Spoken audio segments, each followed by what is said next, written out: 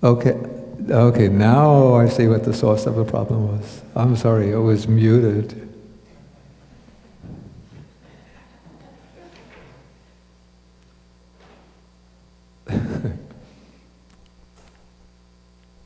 Okay, and so there's a little background story to this conversation that is related in the commentary.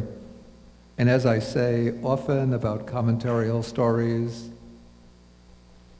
sometimes have to take them with a little bit of grain of skepticism, but it's part of the tradition, so I relate it anyway.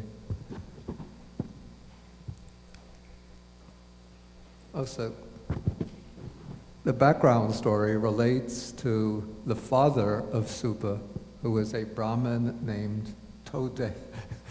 Excuse me, I'm laughing when I think of the story. Named Todeya. And Todeya was a chaplain of King Pasenadi of Kosala. And it's said that Todeya was very stingy, very miserly. And he didn't like to give any alms to monks or wanderers, mendicants, ascetics. He always had the belief that a little bit like the common conservative line today, that what I earn is mine and there's no need to share it with anybody else. And so whenever monks, whether Buddhist monks or other wandering ascetics, would come to his house on alms round, he would chase them away and say things like, get a job, you shouldn't be sponges living off other people, you're just a bunch of parasites, worthless fellows doing nothing, contributing nothing to society.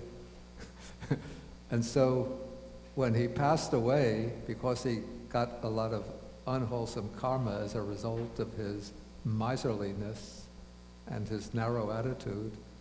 So it's said that he was born or reborn as a dog, and the dog was adopted by his son, Suba. And so Todeya became the dog living in the house of Suba.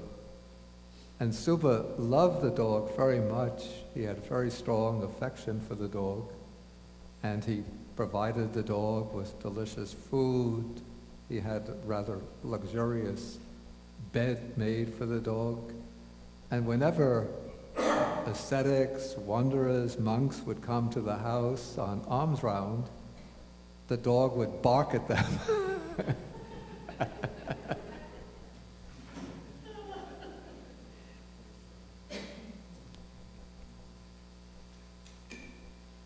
And so by barking, the dog would chase the ascetics away. And one time the Buddha came to Suba's house on alms round, and the dog started to bark at the Buddha. And Suba was standing, outside, seeing the dog barking at the Buddha. Then the Buddha said to the dog,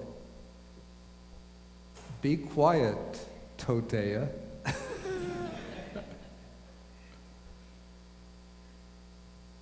You're going to die soon and be reborn in hell. This sounds a very shocking statement. Okay, so when Suba heard this, he was very angry at the Buddha, not at the dog. And so he came to the Buddha and said, "How dare you speak to my dog like that? How dare you insult my father, who is a very pious Brahmin, who must have been reborn in the Brahma world? How can you say that my father, Todeya, has been a dog, has been reborn as a dog?" So the Buddha said to Suba, he said, "When your father was alive, he buried some treasure in the garden that nobody else knows about. Tell the dog, if you want that treasure, tell the dog, please show me the treasure lead me to the treasure that my father Todeya buried. Okay, so when Suba went back to his house,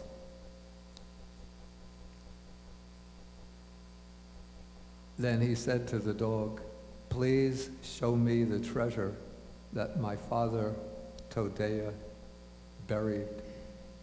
Then the dog went running out to the garden and found a certain spot in the garden and started to claw it up. And then Suba came over and continued to dig into that ground, and lo and behold, there was a chest of treasure buried there. And so this convinced Suba that indeed that his father had been reborn as the dog. And so with this, the commentary says that Suba gained sada, trust or faith in the Buddha, and he wanted, because he understood that this came about through the workings of karma, so he wanted to understand more about the working of karma.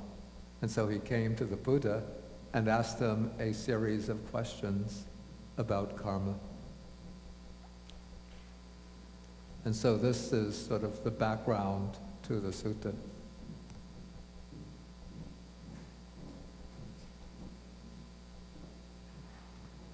So if you want to believe the commentarial story, you can believe it. If you want to see that this is just a little story that preachers had devised in order to stir up the interest of their audience, in order to get them to listen to the content of the sutta, then you could accept it in that way. Okay, but anyway, Suba comes to the Buddha and he asks a series of questions about the workings of karma. First, he asks a general question. So he says, "Master Gautama, what is the cause and condition why beings are seen to be inferior and superior?" The words used are hina and panita, low and high, inferior, superior. And then he gives more specifications.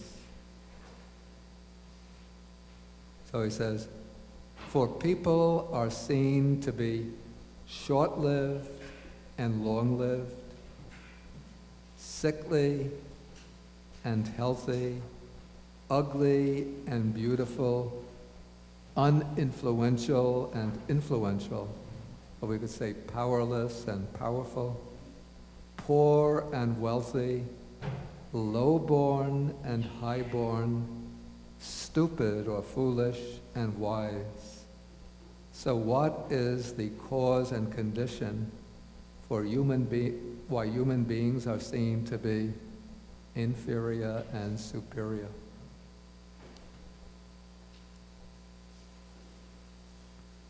Okay, now first, the Buddha gives remember last week I made the distinction between the udesa and vibhanga. That is, udesa is the summary or sankitena desana, it's short, compressed, concise teaching, and the vitarena desana, the elaborated teaching, the teaching in detail. So the Buddha answers the question with an udesa, a short statement, a summary statement, a concise explanation. He says, beings are owners of their actions. And the word translated as actions here is kamma. They are heirs of their actions.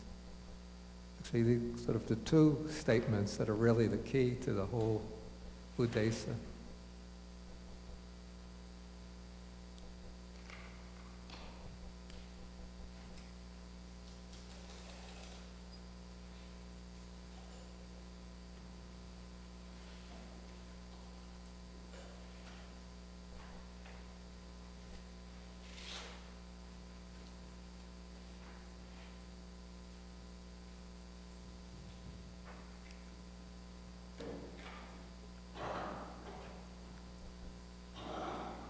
So the word sakka means what is one's own, one's property, let's say. And dayada,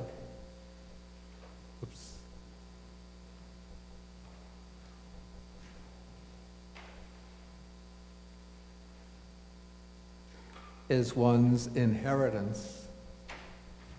So beings have karma as their property or belongings, karma as their inheritance.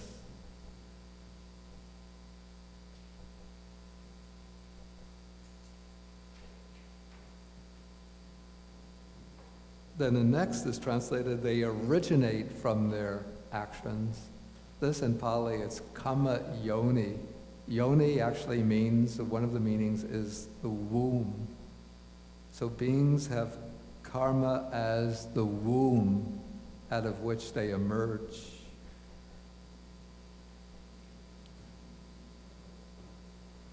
They are bound to their actions, or this is kamma bandhu, which could also be translated, they have karma as their relatives, as their kinsmen, because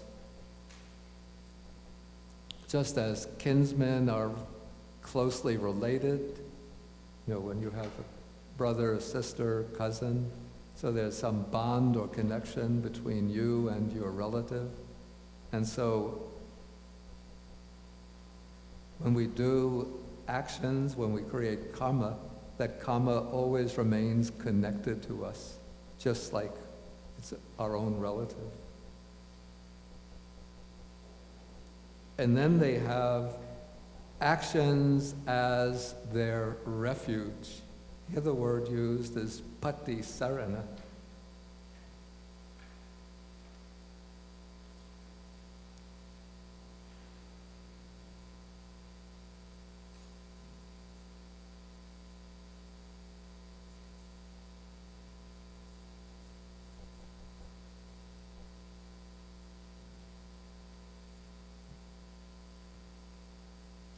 Of course, the word pati sarana, it's connected, it's related to the word sarana, which is the refuge, like we go for refuge. We take Buddhang saranang gacchami. I take refuge in the Buddha. So pati saranang is a refuge, that on which one relies, that to which one takes recourse.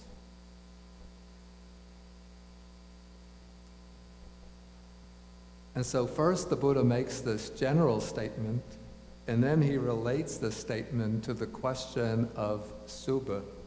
He says it is action or karma that distinguishes beings as inferior and superior.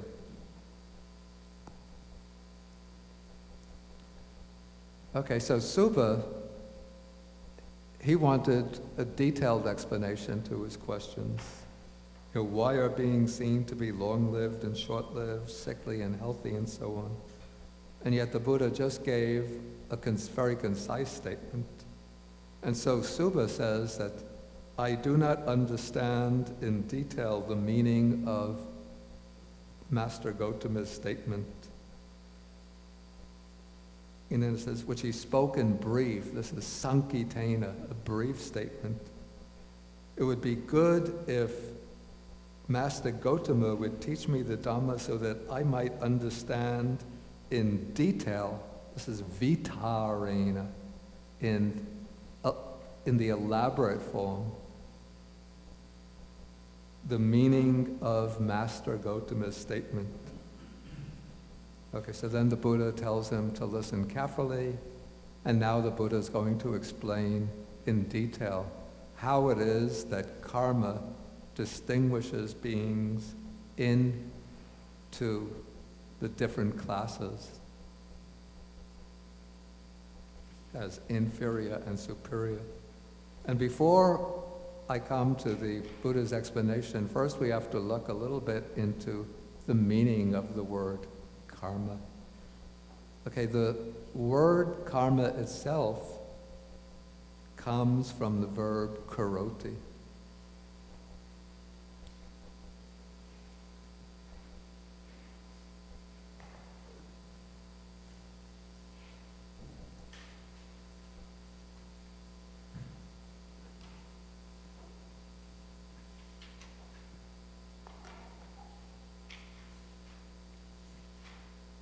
So the verb karoti means to do, to act, to make. And so from this we get in Pali kamma, which is equivalent, the same as the Sanskrit word karma.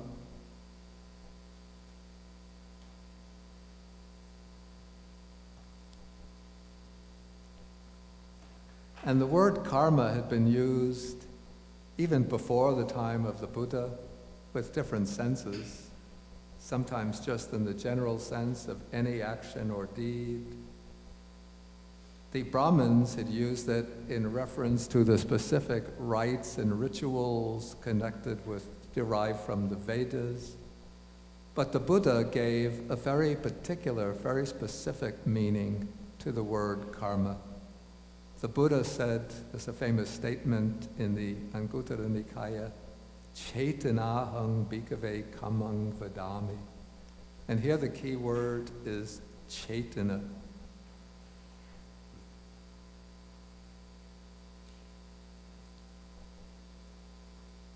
Chetana means volition. And so the Buddha says that it is volition that I call karma. And this means that for the Buddha, the key factor in the creation of karma is the quality of the volition. Volition is the will or the intention or mental determination behind the action. And so, the way the Buddha sees it, all actions, bodily actions, verbal actions, mental actions, originate from, in order to be karmically significant, all actions originate from and express volition. If there is no volition, then no karma is created. For example, if I'm walking down the path and I step on ants, I have no intention, I don't know that they are there, I don't see them, but as a result of my step, they die, I'm not creating the karma of killing. If in my sleep there's a mosquito on my back and I turn over and I crush the mosquito, I'm not aware of it, no intention of killing it, no karma is created.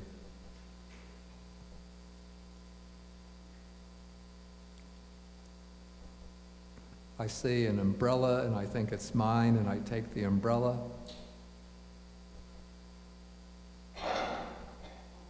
I have no intention of taking somebody else's umbrella, so it's not an act of stealing. And this might seem obvious to us, but in the Buddha's time, this interpretation of karma was almost directly opposed to the view of the rival school, which was the school of the Jains. The Jains held that any kind of action, whether intentional or not, creates karma. And so for the Jains, if one accidentally steps on ants, accidentally breathes in an insect and it dies, one is creating unwholesome karma. And so that's why for the Jains, the kind of ideal was to completely abstain from action.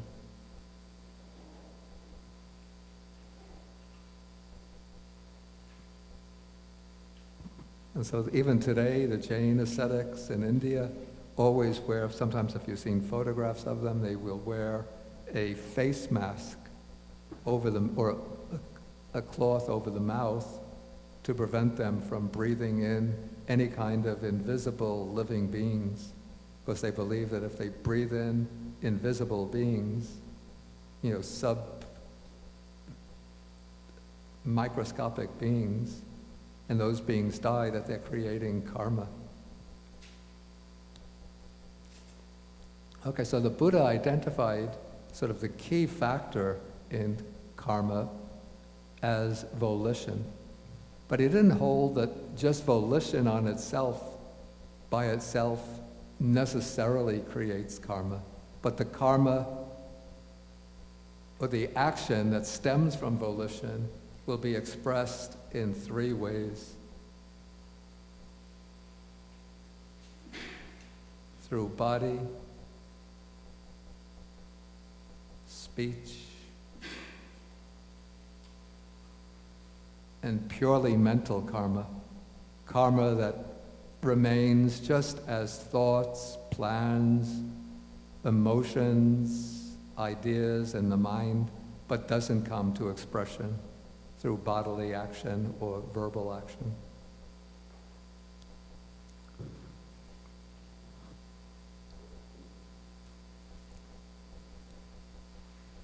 Okay, and then having distinguished karma through the three channels or three doors, then the Buddha makes a distinction, another way of distinguishing karma, and that is according to its ethical quality.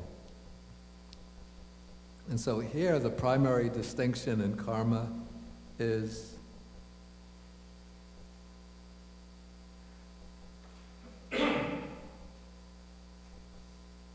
between unwholesome karma and wholesome karma. Unwholesome karma is action which creates suffering and hardship it could be for oneself or for others or for both. And wholesome karma is karma which leads to the well-being of oneself, the well-being of others, the well-being of both. And what distinguishes karma as wholesome or unwholesome? Of course, we have behind both unwholesome and wholesome karma, we have cetana, volition. But what distinguishes the volition as being unwholesome or wholesome? Anybody know?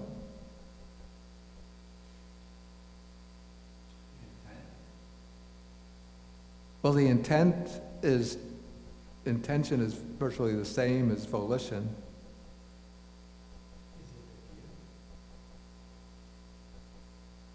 Not exactly. Expectation. Perception. Expectation. No. Craving or urging? Very close. Perception. No, he was very close with craving and aversion, but usually we have a group of three factors. We call them the roots. Yeah, so action stems from roots. From the unwholesome comes from the unwholesome roots, which are greed, aversion, and delusion.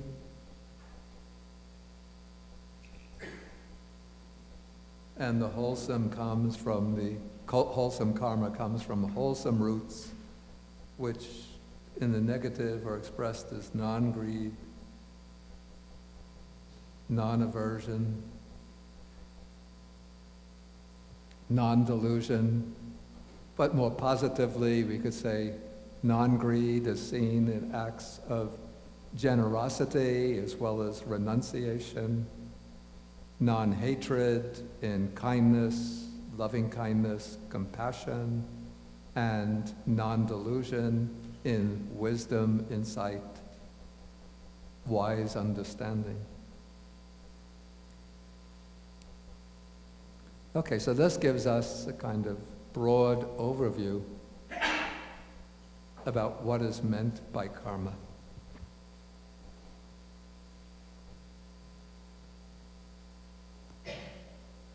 Okay, so now the Buddha is going to take specific types of karma and show what kind of results flow from that karma and how the different types of karma distinguish beings in terms of different results. So he takes the case, here we're in paragraph 5. So here, student, some man or woman kills living beings and is murderous, bloody-handed, given to blows and violence, merciless to living beings. So this is a more elaborate explanation of the simple statement that somebody is one who habitually and regularly takes life, doing so with a mind of cruelty. Okay, because of performing and undertaking such action on the dissolution of the body after death, he reappears or is reborn in a state of deprivation. A state, what's called a state of deprivation, means a bad destiny, a lower realm of rebirth. In an unhappy destination, in perdition, or the lower world, even in hell. But then the text continues, but if on the dissolution of the body after death, he is not reborn in a state of deprivation in the lower world, but instead comes back to the human state, then wherever he is reborn, he is short-lived. He has a short lifespan.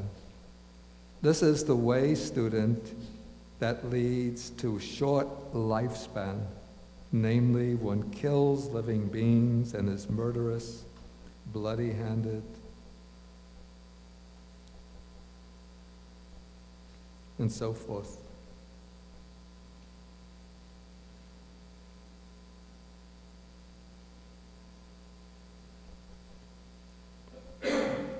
Okay, now to understand this passage, we have to understand different ways in which karma functions.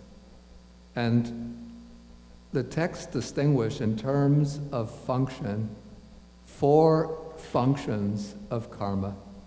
And the 4 functions are explained, I don't want people to get confused, but they're explained differently from an Abhidhamma point of view and from a Sutta point of view. So here I'm going to, because last year I gave, in the Abhidhamma retreat, I gave the explanation from the Abhidhamma point of view.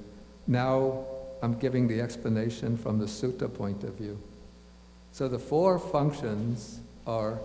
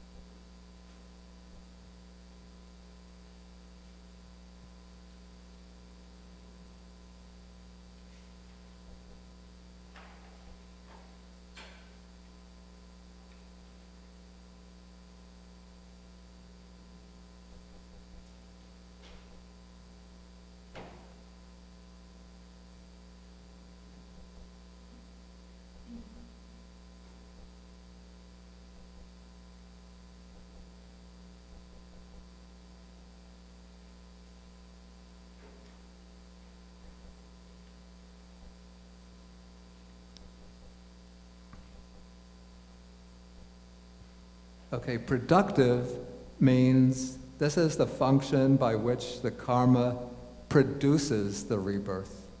So rebirth into different realms and into different conditions, even within the human realm, comes from a particular karma. And that karma, in bringing about the mode of rebirth, is said to be exercising the productive function. So each of us has been reborn as a human being because of a particular karma, and that karma, by bringing us into the human realm, has been exercising or performing the productive function.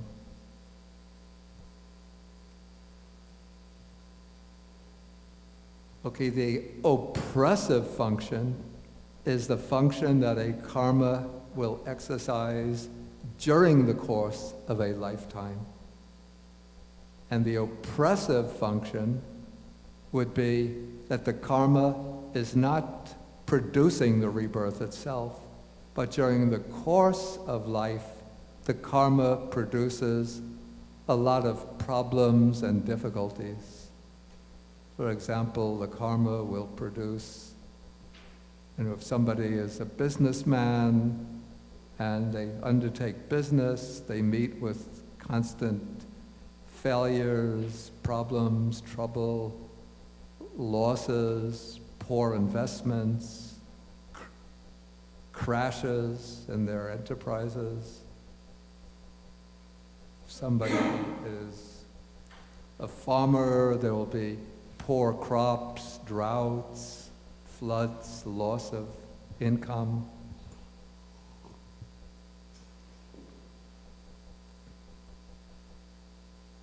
Or somebody can be sickly, have a lot of health problems in the course of life. Okay, so this will be the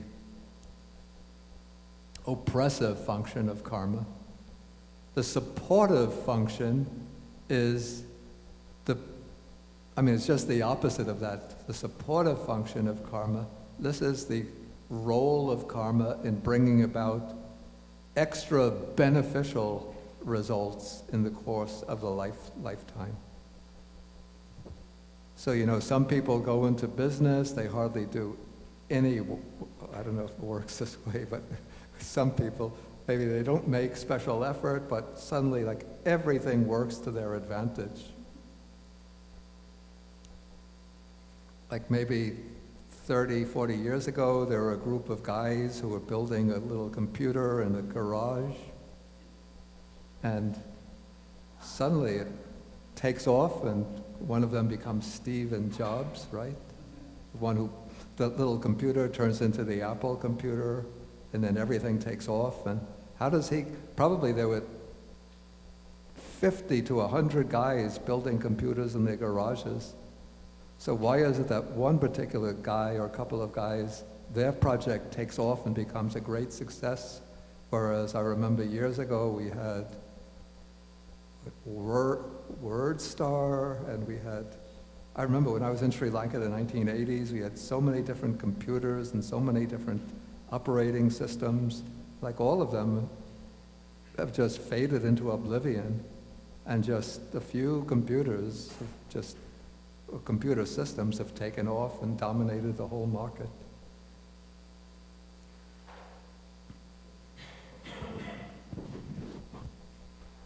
We have, maybe 1960s in Great Britain, there were a whole bunch of these little musical groups, rock groups, experimenting with new style of music. And suddenly, all of the attention focuses on one or two particular groups, and they take off into superstar. Well, they are superstars, like comets flying into the sky.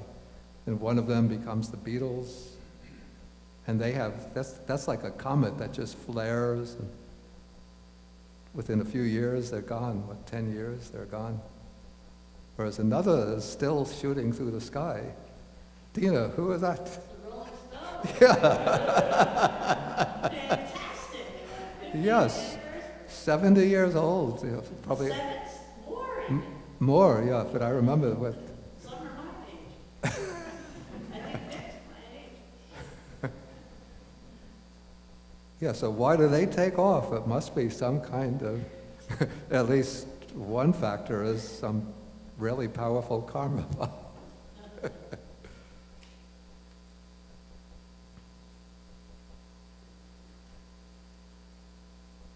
Okay, so this is supportive karma, and then the destructive karma is said to be a karma that comes out of nowhere, sort of, and at least we see it most clearly where it brings about a premature death. Like just the other day, Carolyn told me about this accident that took place at Goshen. Just some young people in a car taking driving lesson, and then another vehicle came from another direction out of nowhere, and 3 kids were killed. So, without an understanding of karma, it would just completely tear up my heart. But when one looks at this from the light of karma, we could say there must be some explanation behind it.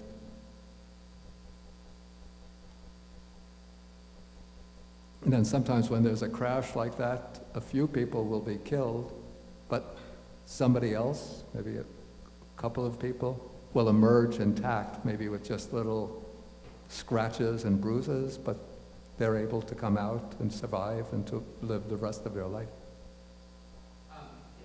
So does the Buddha state that everything that happens to you is due to your previous intentional actions? Okay, that's a good question, but I think let's go through the scheme here and then bring that question up.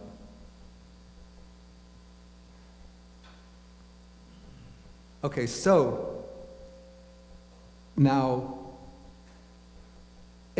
according to the workings of the law of karma, an unwholesome karma, if it takes on the productive role, that is the role of generating rebirth, it has to generate a rebirth into the lower realms.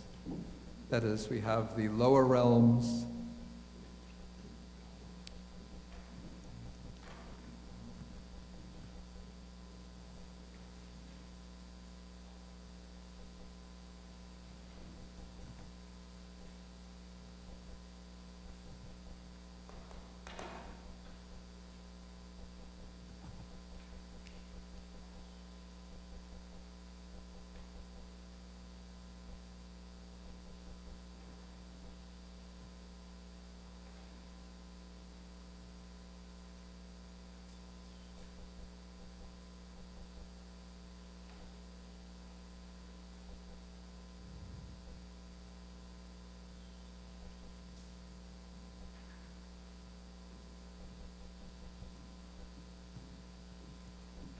Okay, so the unwholesome karma will produce a rebirth into the lower realms, and the lower realms would be the hells, the animal realm, and the sphere of the pretas.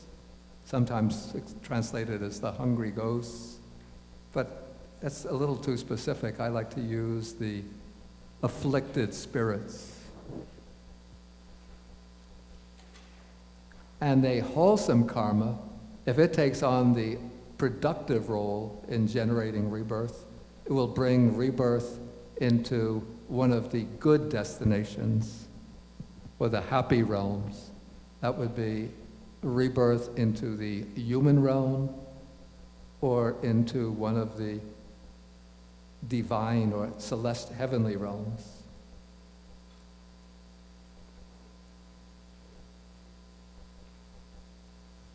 Okay, so in the passage which we have here, if on the dissolution of the body, we have, because of performing and undertaking such action, that is the killing, taking of life, on the dissolution of the body after death, he is reborn in a state of deprivation. This is referring to the case where the karma of killing takes on the productive role. If that karma takes on the productive role, then it will produce rebirth. Since it's an unwholesome karma, it will produce rebirth into one of the lower realms. But it's possible that the person performs other wholesome karmas. And so, in fact, in the course of life, we all have like combinations of wholesome and unwholesome deeds. So if a person has a predominance, or at least a good proportion of wholesome karma, and so some wholesome karma takes on the role, the productive function, the role of generating rebirth, then the person, as a result of the wholesome karma, can be reborn in the good realms, one of the good realms, say, in the human realm.